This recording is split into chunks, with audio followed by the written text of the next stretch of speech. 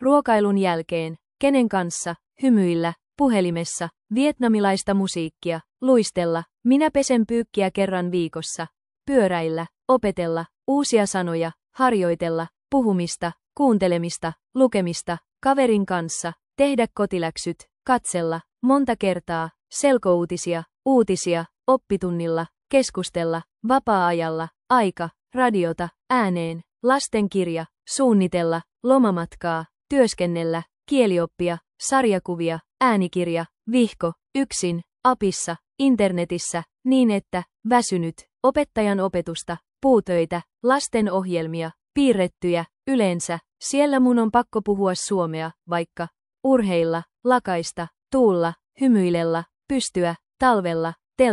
telttailla, käsin, pesukoneessa, osata, tiskikoneessa, harrastus, riippua, vuodenaika, kesä, kevät, talvi, syksy, ilma, luonnossa, ulkoilla, retki, retkeillä,